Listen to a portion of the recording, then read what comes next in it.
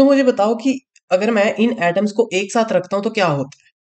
Video pause करो and try करो कि क्या होता है। मैंने पिछले लेक्चर में अभी भी बता के मैं जस्ट अभी बताया उसको। एंड एक हिंट है कि वो इलेक्ट्रोनेगेटिविटी एंड स्टेबिलिटी से कुछ रिलेटेड चीज है।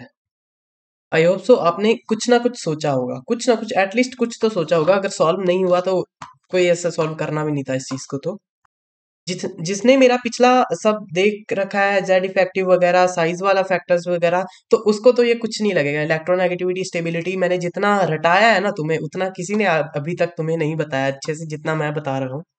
तो अपनी तारीफ छोड़ते हैं, यहाँ बात करते हैं कि फ्लोरीन और बेरिलियम को जब तुमने एक साथ छोड़ा तो क्या होगा। क्या तुम सोच पा रहे हो क्या होगा। फ्लोरीन जो है वो बहुत ज्यादा इलेक्ट्रोनेगेटिव है, जो बेरिलियम है वो नहीं है इलेक्ट्रोनेगेटिव, उसको इतनी ज्यादा भूख नहीं है इलेक्ट्रॉन्स की। तो क्या होगा, बेरिलियम से फ्लोरीन एक इलेक्ट्रॉन छीन लेगा एंड क्या होगा इसके बाद, गैस करो गैस करो। फ्लोरीन स्टेबल हो जाएगा, स्टेबल हो जाएगा, ये नोबल गैसेस की स्टेबिलिटी पर आ जाएगा। अब इसको कुछ नहीं चाहिए, और इसको क्या चाहिए था, एक इलेक्ट्रॉन चाहिए था, और उसने क्या किया, बेरिलियम से छीन लिया। तो यानी कि फ्लोरीन पर माइनस का चार्ज आ जाएगा एंड बेरिलियम पर प्लस का चार्ज आ जाएगा। Am I right? चलो आगे देखते हैं। वैसे ही क्लोरीन जो है मैग्नीशियम से छीन लेगा, क्योंकि मैग्नीशियम की इलेक्ट्रोनेगेटिविटी कम है, इसकी इलेक्ट्रोनेगेटिविटी ज्यादा है। तो मैग्नीशियम प्लस आ जाएगा एंड क्लोरीन माइनस आ जाएगा। अभी तुम ये मत कहना कि यहाँ पे -2 क्यों नहीं आया, माइनस खाली 1 ही क्यों आया। यहाँ पे 1 होता है अगर अकेला मैंने माइनस लगा तो तुम समझो ना, क्लोरीन की नियरेस्ट गैस, नोबल गैस कौन सी है, आर्गन। तो आर्गन जो है, तुम जरा सोच के देखो कि वो आर्गन से आगे जाना ही क्यों चाहेगा, उसको तो स्टेबिलिटी चाहिए ना, और स्टेबिलिटी उसे कहाँ जाके मिलेगी, आर्गन तक। तो वो आर्गन तक ही जाएगा, इसलिए उसने क्लोरीन ने मैग्नीशियम से सिर्फ एक ही छीना। अगर वो ज्यादा पीछे होता, लेट सपोज कि क्लोरीन की जगह मैं तुम्हें सल्फर दे देता हूँ, तो जो सल्फर होगा वो 2 छीनेगा इससे। आई होप सो तुम्हें समझ आया होगा। तो वैसे ही यहाँ देखो, सल्फर ने Na से छीना, सल्फर ने Na से छीना, क्या होगा, क्या होगा, सल्फर पर एक माइनस का चार्ज आ जाएगा एंड Na पर प्लस का आ जाएगा। बिल्कुल सही है। आगे देखो, बेरिलियम पे क्या होगा, बेरिलियम पे प्लस का चार्ज, ऑक्सीजन पे एक माइनस का चार्ज। ओके, मैग्नीशियम पे प्लस का एंड फ्लोरीन पे माइनस का, एंड Na पे फिर से प्लस का एंड Cl पे माइनस का। ये सबसे ज्यादा फेमस टर्म है, मतलब हर जगह केमिकल बॉन्डिंग की जब भी शुरुआत की जाती है तो NaCl से ही करी जाती है। तो इसमें ऐसा क्या खास है जो हम इसी से ही करते हैं शुरुआत अपनी। तो पहली बात तो कि जो Na है ये फर्स्ट ग्रुप का बंदा है, तो काफी ये शरीफ है, इसको इलेक्ट्रॉन आए या ना आए इसको कोई दिक्कत नहीं है। और जो क्लोरीन है ये गुंडा टाइप है, ये है 17th ग्रुप का, तो इसको इलेक्ट्रॉन चाहिए, जल्दी से जल्दी इसको इलेक्ट्रॉन चाहिए। तो क्या क्या पॉसिबल चीजें हो सकती है जिससे ये Na से इलेक्ट्रॉन ले ले, और इसने क्यों ही लिया इससे इलेक्ट्रॉन, सबका जवाब मिलेगा तुम्हें। एंड यहीं से हमारी केमिकल बॉन्डिंग शुरू हो रही है। केमिकल बॉन्डिंग तक मुझे तुम्हें वो बॉन्ड वाली चीज तक ले जाने के लिए बहुत सारी चीजों से गुजारना पड़ेगा। तो जब तक तुम वो चीज देखोगे तो तुम्हें केमिकल बॉन्डिंग रट्टाफिकेशन ही लगेगी, एंड तुम्हें पता है हम रट्टाफिकेशन करते नहीं है। ओके, तो अब हम बात करते हैं कि Na और Cl जब एक साथ बैठे हैं तो इनके साथ क्या क्या चीजें हो सकती हैं। पहली बात, Cl ने इससे एक इलेक्ट्रॉन छीन लिया, आते ही छीन लिया, और Na को एक इलेक्ट्रॉन पीछे कर दिया। ओके, यानी कि इसके पास 11 इलेक्ट्रॉन्स थे ना, और इसके पास कितने थे, 17 थे इसके पास। और इसको इसको एक इलेक्ट्रॉन ज्यादा चाहिए ताकि ये आर्गन तक पहुंच सके। आर्गन के पास 18 होते हैं और वो बहुत ज्यादा स्टेबल होती है। तो इसने क्या करा, इसने इससे एक इलेक्ट्रॉन छीन लिया, यानी कि इसने इसको 10 पे कर दिया, और ये खुद 18 पे चला गया। समझ गए होगे, इतना तो बहुत बेसिक मैंने बताया। अब तुम देखो, तुम मेरे को बताओ कि इनमें से कौन ज्यादा स्टेबल है। जस्ट एक बारी सोचो और बताओ मेरे को। आई होप तुमने सोचा होगा। तो ये दोनों ही स्टेबल है। अब तुम कहोगे कि उससे तो इलेक्ट्रॉन छीन लिया, अब उसको तो इलेक्ट्रॉन चाहिए ना, उसको तो भूख लग गई, इलेक्ट्रॉन मुझे चाहिए चाहिए। पर तुम एक और चीज तुमने देखने की कोशिश करी कि ये तो आर्गन तक पहुंच गया, ये तो आर्गन तक खुशी खुशी पहुंच गया, अब ये इसको कुछ नहीं चाहिए। पर तुमने देखा कि 10 नंबर पे कौन सी गैस थी, नियॉन। तो ये खुशी खुशी नियॉन तक पहुंच गया। अब ना ही इसको कुछ चाहिए और ना ही इसको, दोनों की भूख मिट चुकी है। तो इसलिए इसको केमिकल बॉन्डिंग की शुरुआत में इसी चीज को आगे तक खींचा जाता है, कहा जाता है कि ऐसे होता है, वैसे होता है, वैसे होता है। बट हाँ, मैंने तुम्हें शुरुआत में समझाया कि कैसे होता है, और इसी को ही हम नमक कहते हैं, नमक। तो अब देखते हैं, Cl का एक माइनस है और Na का एक प्लस है। तो क्या चीजें हो सकती हैं इन लोगों के साथ? जैसे ये एक दोनों एक ही जगह पे हैं, तो क्या हो सकता है? पहली बात है कि इनके आपस में फोर्स से अट्रैक्शन होगी, यानी कि प्लस माइनस के चार्जेस तुम्हें पता है अट्रैक्ट करते हैं। अगर तुमने थोड़ा भी कुछ पढ़ रखा है तुम्हें पता होगा, प्लस और माइनस के चार्जेस अट्रैक्ट होते हैं। तो अब इन दोनों के बीच में एक इलेक्ट्रोस्टैटिक फोर्स आ गई है। इलेक्ट्रोस्टैटिक फोर्स ही आ गई इनके बीच में, तुम ऐसे एज्यूम कर सकते हो, और ये आपस में जुड़ गए हैं। ठीक है, अब ये जुड़ गए हैं, हमने जस्ट एक बारी समझा है कि ये लोग जुड़ गए हैं। ओके, तो अब क्या हुआ, Cl जो है इसकी इलेक्ट्रोनेगेटिविटी जीरो हो गई, बिल्कुल जीरो हो गई। एंड Na की क्या होगी, इसकी भी जीरो हो गई। मैंने तुम्हें बताया कि ये आर्गन की तरफ बढ़ गया, ये आर्गन की तरफ बढ़ गया, और ये नियोन की तरफ पीछे हट गया। अगर तुम्हें मैं थोड़ा सा एक और तरीके से समझाना चाहूँ तो तुम समझ सकते हो कि इसकी इलेक्ट्रॉनिक कॉन्फ़िगरेशन से तुम समझ सकते हो। देखो, मैंने यहाँ पे दोनों की इलेक्ट्रॉनिक कॉन्फ़िगरेशन लिख दी है, और अब तुम एक चीज ऑब्जर्व करो एक चीज को।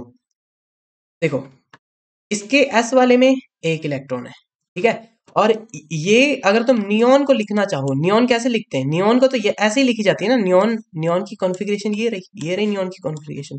नियॉन का एटॉमिक नंबर कितना होता है, 10 होता है। तो इसका मतलब कि ये लिख रखा है नियॉन एंड 3s1, बिल्कुल सही है, मैंने कोई गलती नहीं करी, ठीक है।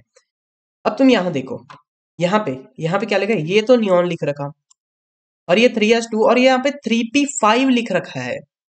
3p5 यानी कि इसका आउटर मोस्ट शेल कंप्लीट होने में सिर्फ इसको एक इलेक्ट्रॉन चाहिए, और अगर इसको वो एक इलेक्ट्रॉन मिल गया तो ये स्टेबल हो जाएगा। यानी कि अगर ये इस तरीके से होता है, यानी कि ये तो नियॉन है, तो मैं Cl को लिख रहा हूं कि neon and 3s2 and 3p6। जब 3p6 हो गया तो तुम्हें पता चल गया, ये तो आर्गन बन गई ना, ये तो पूरी आर्गन ही बन गई, आर्गन। जस्ट तुम्हें समझा रहा हूं, ये आर्गन बन नहीं जाएगा, क्लोरीन आर्गन में कन्वर्ट नहीं हो जाएगी। जस्ट ये एक समझने का तरीका है कि स्टेबलाइज हो गई वो, ठीक है। तो तुम्हें समझ आ गया कि अगर इसने इस एस वाले का एक इलेक्ट्रॉन छीन लिया, तो यानी कि ये 3s2 ये तो रहेगा, और यहाँ पे नियॉन रहेगी, मतलब इसकी रियल में कॉन्फ़िगरेशन अब क्या हो जाएगी, 3p6। तो अब इसका आउटर मोस्ट शेल फुल हो चुका है, यानी कि अब ये स्टेबल हो गई। अब इसको अपने इलेक्ट्रॉन्स को अपने साथ जोड़ के रखने में ज्यादा एनर्जी देने की जरूरत नहीं है। तो तुम्हें समझ आ पा रहा है ना क्या क्या कहने की कोशिश कर रहा हूं मैं। अब तुम Na में चेक करो, Na ने क्या किया, Na से तो एक इलेक्ट्रॉन छीन लिया गया, वो इस तरीके से दिखता था, नियॉन और 3s1। और क्लोरीन ने क्या करा, ये इलेक्ट्रॉन नेगेटिव थी, तो इसने क्या करा, इसने इससे एक इलेक्ट्रॉन छीन लिया। तो अब क्या हुआ, जो Na है वो तो नियॉन की स्टेबिलिटी पर आ गया ना, यानी कि दोनों के दोनों स्टेबल हो गए।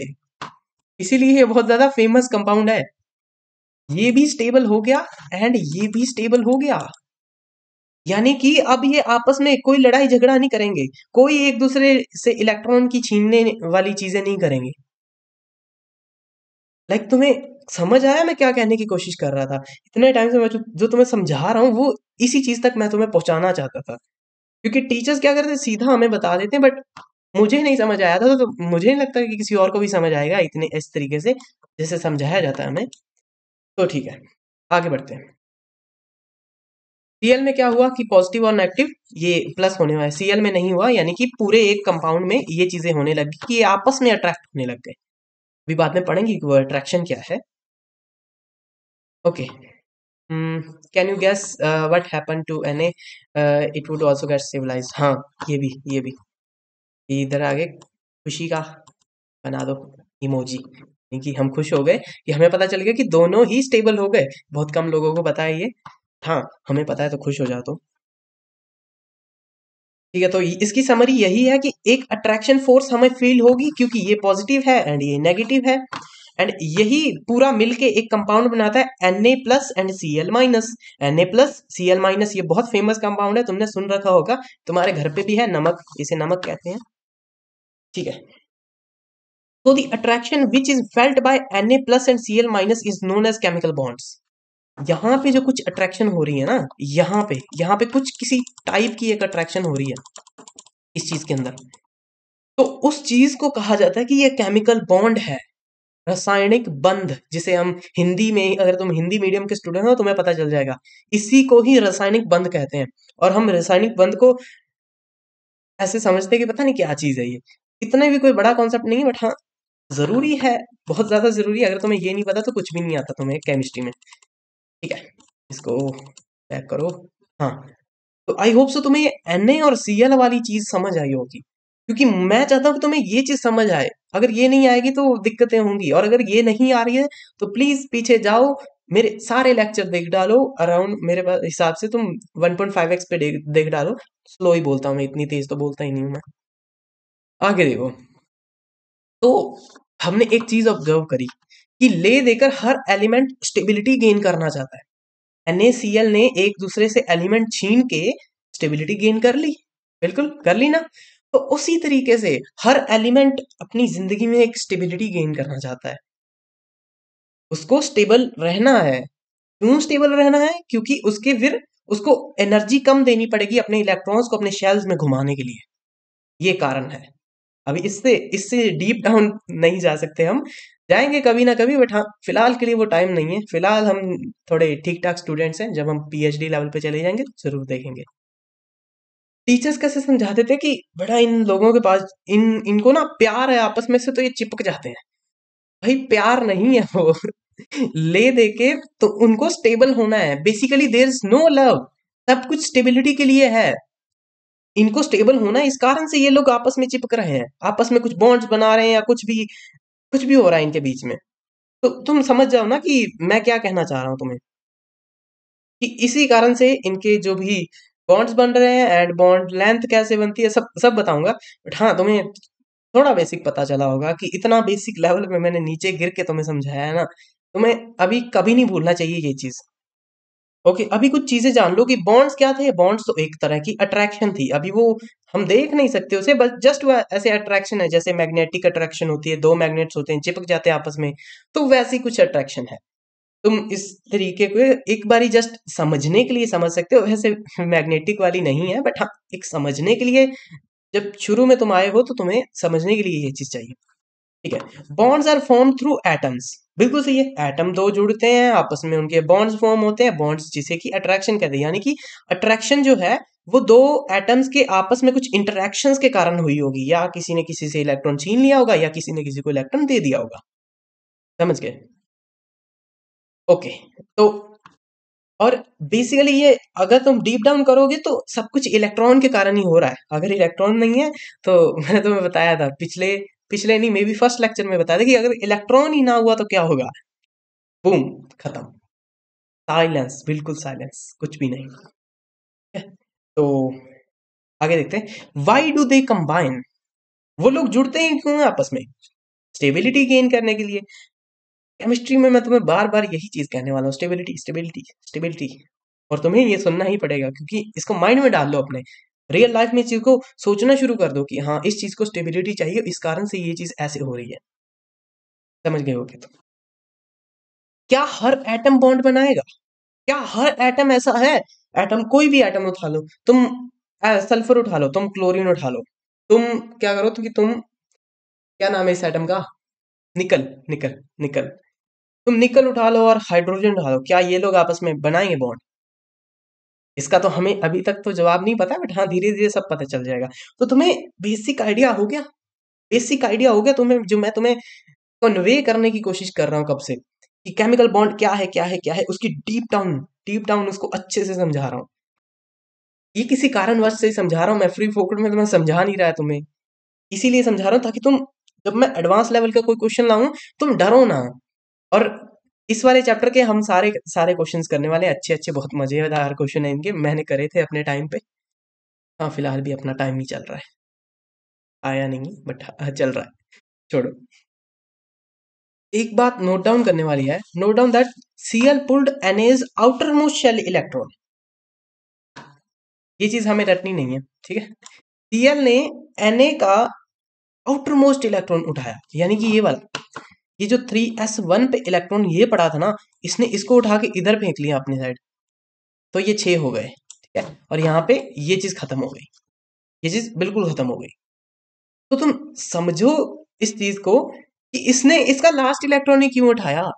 ये पहले वाला भी उठा सकता था, ये Na जो नियॉन के अंदर कुछ इलेक्ट्रॉन है, नियॉन नहीं यानी कि कुछ भी 1s2 2s2, इसके पास ये भी तो ऑप्शंस थी, इसने ये क्यों नहीं उठाया, इसने ये ही क्यों उठाया, 3s1 ही इसने क्यों उठाया, क्यों उठाया इसने। पहले तुम खुद रोको वीडियो को एंड पॉज करके सोचो इस चीज के बारे में, क्यों उठाया इसने।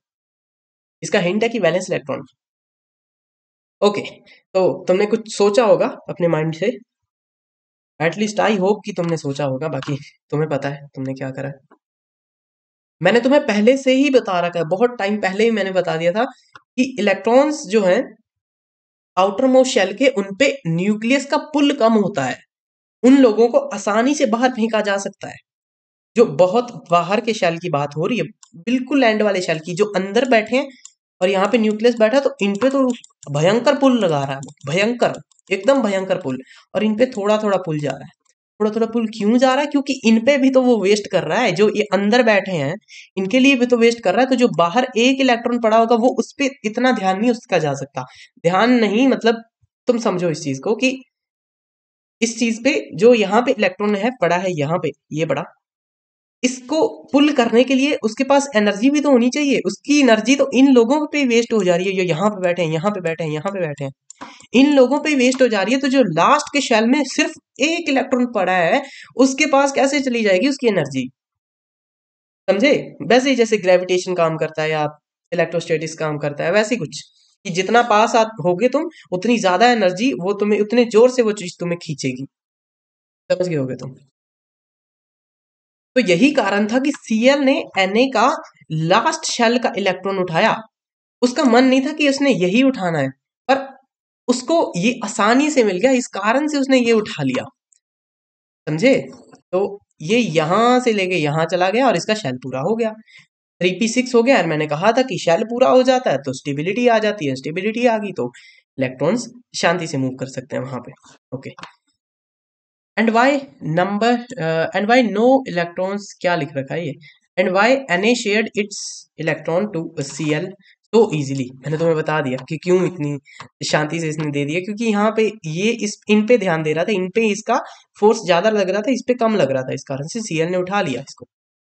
ओके, एक और वाई आता है, and why it picked outer most, why not inner one, वो भी मैंने तुम्हें अभी बता दिया, बट जस्ट हाँ कि जो ये वाइज हैं, इन पे तुम जरा ध्यान दिया करो, क्योंकि अगर तुम नोट्स वगैरह डाउनलोड कर रहे हो तो वाई जो है इसको खुद बैठ के दोबारा से सोचा करो कि वाई वाई ये, वाई वो, वाई ये, तो इस कारण से। Another example of boron and fluorine, इनसे क्या होगा, बोरोन एंड फ्लोरीन। मैं क्या कहता हूँ, पहले तुम क्या करो कि पहले इसकी इलेक्ट्रॉनिक कॉन्फ़िगरेशन लिख लो एंड वीडियो पॉज करके सॉल्व करने की कोशिश करो, ठीक है। तो बोरॉन, बोरॉन कितने नंबर पे होता है, ये 5 नंबर पे होता है, hydrogen helium lithium beryllium boron, मतलब 1s2 2s2 and 2p6। Oh sorry sorry sorry sorry, 2p1 है, ठीक है। तो एक तो ये रहा बोरॉन, उसके बाद वो बात कर रहा है फ्लोरीन के बारे में। फ्लोरीन तुम्हें याद होगा, जो इलेक्ट्रोनेगेटिव चीजें कौन सी होती थी, fluoro chloro bromo iodo, fluorine chlorine bromine iodine, and इसके नीचे वाली एक और गैस है वो भी होती थी, और इसका एटॉमिक नंबर है 9। तो मैं क्या इसको कैसे लिखूंगा, 1s2 2s2 यानी 2p, कितना होगा, 4 5 6 7 8 और 1 9, यानी कि यहाँ। अब फिर से वही चीज आ गई, अब तो तुम दिमाग लगा सकते हो अपना, अब तो तुम्हें पता है क्या होगा यहाँ पे। पहली बात, इसकी इलेक्ट्रोनेगेटिविटी काफी ज्यादा है। दूसरी बात, इसका जो ये शेल है इसमें सिर्फ एक कम है। अगर मैं इसको तुम्हें ऐसे प्रिंट आउट इसका निकाल के दिखाऊं तो इसका प्रिंट आउट ऐसा दिखता है कि 1 शेल यहाँ, एक यहाँ, एक यहाँ, एक यहाँ और एक यहाँ, तो इसको बस एक और चाहिए, ये एक और चाहिए और ये शांत हो गया, समझे। तो फिर ये नियॉन की कॉन्फ़िगरेशन में चला जाएगा एंड फिर इसको स्टेबिलिटी मिल जाएगी, ठीक है। तो इसने क्या करा, पी के पास पहले ही एक ही था, तो पी वाले से इसने उठा लिया, पहले से ही इतना भूखा, और ऊपर से इस बोरोन के पास एक ही है, वो भी लास्ट शेल में कितने सारे फैक्टर्स ऐड हो गए, तो इसने इसका इलेक्ट्रॉन उठा के अपनी साइड पटक दिया। एंड रिजल्ट क्या आया? रिजल्ट कि बोरोन पे तो प्लस चार्ज आ गया और फ्लोरीन पे एक माइनस आ गया, और ये स्टेबल हो गया। और जो इसकी इसकी कॉन्फ़िगरेशन है, ये बेरिलियम में चली गई।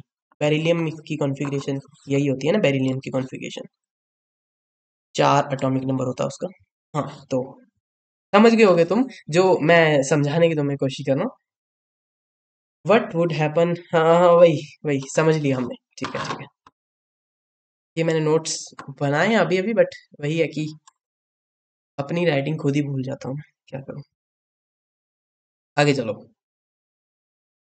तो एक और चीज़, कुछ ऑब्जर्वेशंस हैं यहाँ पे कि नहीं है? आई डोंट थिंक सो कोई और ऑब्जर्वेशन है। आगे चलते हैं चलो। Now now we know that ultimately atoms just want to nearest gas stability. उन्हें क्या करना है, सबसे पास वाली गैस की स्टेबिलिटी चाहिए। तुम्हें पता चल गया, मैंने तुम्हें NaCl की एग्जांपल दी, मैंने तुम्हें फ्लोरीन एंड बोरोन की एग्जांपल दी। इन्हें क्या करना है, इन्हें सिर्फ अपनी स्टेबिलिटी चाहिए, इन्हें सब अपने से मतलब, इन्हें सिर्फ अपनी नियरेस्ट गैस के पास जाना है। नियरेस्ट गैस कौन सी? जो बहुत ज्यादा स्टेबल है, यानी कि नोबल गैसेस, नोबल गैसेस हीना नीना और करीना जीती रहना, वो वाली। एंड हाँ, तुम्हें एक और चीज मेरे को दिखानी थी कि अगर इसने Na से क्लोरीन ने एक इलेक्ट्रॉन छीना है, तो पहली बात तो ये स्टेबल में चला गया। ठीक है, पहली बात स्टेबल में चला गया। और अगर तुम अब इसके वैलेंस इलेक्ट्रॉन्स चेक करोगे, वैलेंस इलेक्ट्रॉन्स, तो कितने आएंगे? 6 और 2 8। क्लोरीन के वैलेंस इलेक्ट्रॉन चेक करोगे तो कितने आएंगे? यहाँ पे इसने एक यहाँ से यहाँ उठा लिया था, तो मैं इसको रेड कलर से शो करना चाहूंगा। हाँ, तो इसके हो गए थे 6। तो फिर से तुम वैलेंस इलेक्ट्रॉन निकाल सकते हो, 2 और 6 यानी कि 8। Valence electron 8। तो तुम समझे कि जितने भी एलिमेंट्स हैं, अभी तक मैंने जितनों की भी तुम्हें स्टडी बताई है, उन सबको 8 इलेक्ट्रॉन चाहिए अपने वैलेंस शेल में, ताकि वो अपनी स्टेबिलिटी तक पहुंच पाए।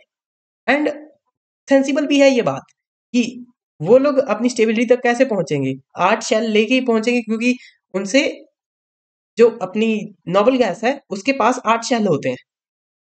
8 शेल्स होते हैं नोबल गैसेस, कोई भी शेल, कोई भी गैस हो, उसके लास्ट में 8 शेल्स होंगे, वैलेंस इलेक्ट्रॉन्स। वैलेंस इलेक्ट्रॉन्स की बात कर रहा हूँ, गलती से बोल दिया मैंने कुछ और, बट हाँ, वैलेंस इलेक्ट्रॉन्स 8 ही होते हैं, हर एक नोबल गैस के पास वैलेंस इलेक्ट्रॉन 8 होते हैं। तो इन लोगों को क्या करना है, इन लोगों को अपने लास्ट शेल्स में, लास्ट 2 शेल्स में इन्हें 8 वैलेंस इलेक्ट्रॉन्स भरने हैं, वैलेंस इलेक्ट्रॉन या इलेक्ट्रॉन्स। और वैलेंस इलेक्ट्रॉन्स क्या होते हैं? क्या होते हैं? जो इलेक्ट्रॉन्स हम शांति से, ये लोग लूज कर सकते हैं या शांति से गेन कर सकते हैं। ठीक है, तो मेरे को समझ आ गया कि अल्टीमेटली एटम को 8 इलेक्ट्रॉन्स चाहिए ताकि वो स्टेबिलिटी तक पहुंच पाए। Why atoms want 8 electron?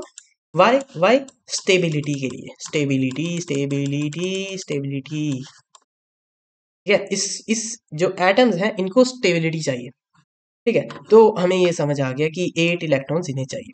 और 8 इलेक्ट्रॉन्स को हम एक और इनका नाम है जिसको कहते हैं ऑक्टेट। ऑक्टेट, ऑक्टेट तो बहुत लोगों ने सुन रखा होगा। तो ऑक्टेट क्या है? जब मैंने तुम्हें पिछला लेक्चर पढ़ाया था, कब पीरियोडिक टेबल, आई थिंक जब शुरुआत करी थी उसकी, उसमें मैंने तुम्हें बताया था कि IUPAC naming of heavy elements जो नीचे होते हैं, उनकी IUPAC नेमिंग करनी होती। तो 6 का क्या होता था? हेक्स, 7 का सेप्ट, और 8 का ऑक्ट। तो 8 इलेक्ट्रॉन्स वहीं से आ गया कि इसका ऑक्टेट नाम रख दिया उन्होंने, ऑक्टेट। एंडोटेट नहीं, दूसरा ऑक्टेट। समझ गए होगे तुम?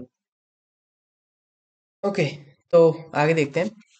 What if both atoms wanna get stabilized? क्या होगा अगर दोनों एटम्स को ही स्टेबल होना हो?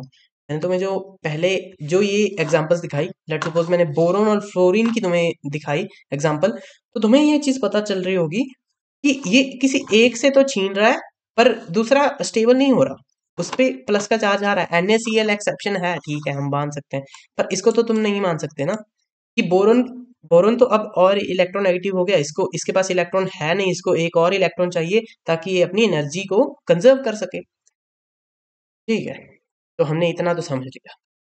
तो अब हमारा क्वेश्चन आता है कि व्हाट इफ बोथ इलेक्ट्रॉन्स वाना गेट स्टेबलाइज्ड? क्या होगा अगर दोनों के पास ही कुछ ऐसी एनर्जीज है या सेम एनर्जी है, लेट्स सपोज कि उसके पास भी 10 न्यूटन की एनर्जी और उसके पास भी 10 न्यूटन की, दोनों किसी का एक भी इलेक्ट्रॉन नहीं छीन पा रहे, मतलब दोनों ही एक दूसरे का इलेक्ट्रॉन नहीं छीन पा रहे, तो क्या करेंगे वो लोग? थोड़ा सोचो इस चीज के बारे में कि वो करेंगे क्या। ठीक है, तो तुमने पढ़ रखा होगा, बहुत बारी पढ़ लिखा होगा ये चीज तो। But they can't steel electron permanently. ठीक है, वो स्टील नहीं कर सकते क्योंकि दोनों के पास एनर्जी सेम है। अगर एनर्जी सेम नहीं तो कोई और फैक्टर अलग हो सकता है, साइज का फैक्टर आ सकता है, जेड इफेक्टिव का कुछ आ सकता है, समझ जाओ जस्ट एक बार। तो पहली बात आती है कि क्यों वो स्टील ही क्यों नहीं कर सकते किसी एक एटम से अपने इलेक्ट्रॉन। तो वही है कि एनर्जी, एनर्जी की बात कर रहा था मैं अभी, तो वही चीज है यहाँ पे, because they both are electronegative, दोनों ही नेगेटिव हैं। एंड दोनों से जो ज्यादा इलेक्ट्रोनेगेटिव होगा वो कम वाले से तो छीन लेगा, पर अगर दोनों ही बराबर के इलेक्ट्रोनेगेटिव हैं तो कौन किससे छीनेगा? समझ गए होगे तुम। तो इससे फिर हमने थोड़ा सा और दिमाग लगाया, हमने क्या एटम्स ने लगाया, तो इन्होंने क्या करा, इन्होंने अपना they solve this problem by sharing electron in both orbitals. यानी कि अगर एक, लेट सपोज ये कोई x है और एक ये y है एटम, इन दोनों की इलेक्ट्रॉन एक्टिविटी सेम है, पर इन दोनों को एक एक इलेक्ट्रॉन चाहिए, यानी कि इस पे भी प्लस का चार्ज है और इस पे भी। ठीक है, इन दोनों को एक एक चाहिए, यानी कि कुछ हो सकता है इसकी कोई भी कॉन्फ़िगरेशन तुम अपने माइंड में सोच सकते हो, इसको एक चाहिए और इसको भी एक चाहिए। तो इन्होंने क्या सोचा, इन्होंने क्या सोचा कि तू ऐसा कर, तू मेरे को अपना एक इलेक्ट्रॉन दे दे। इसके पास, इसके पास कितने, लेट सपोज कि इसके पास 5 इलेक्ट्रॉन थे और इसके पास 7 इलेक्ट्रॉन थे। तो इसने क्या कहा कि भाई तू क्या कर, वाई वाई वाई क्या कहता है कि एक्स तू मेरे को एक इलेक्ट्रॉन दे दे, तो मेरा तो 8 इलेक्ट्रॉन मेरे पास हो जाएंगे। ठीक है, तो मैं तो ठीक है, मेरा स्टेबल हो जाएगा क्योंकि मेरे से प्लस चार्ज हट जाएगा ना फिर। तो फिर वाई ने क्या करा, वाई को जो एक्स ने दे दिया, इलेक्ट्रॉन दे दिया। अभी ऐसा तो है नहीं कि ये लोग आपस में मोल भाव कर रहे हैं, सब केमिस्ट्री है, बट हाँ तुम्हें समझाने का एक तरीका है ये। तो इसके पास 8 इलेक्ट्रॉन्स आ गए एंड ये अभी स्टेबल है, इसके पास क्योंकि इसका प्लस चार्ज हट गया है। तो इसने अभी क्या करा, इसने 8 जो 8 इलेक्ट्रॉन इसके पास था ना, यानी कि अब इसके पास 4 रह गए। पर इन्होंने क्या करा, जो इलेक्ट्रॉन एक्स ने वाई को दिया था वही इलेक्ट्रॉन उसने यहाँ पे भी रख लिया और वाई ने अपनी तरफ से एक और इलेक्ट्रॉन निकाल के इसको दे दिया। समझो जरा बात को, मैंने कुछ कॉम्प्लिकेट कर दिया मेरे हिसाब से मैंने इस चीज को।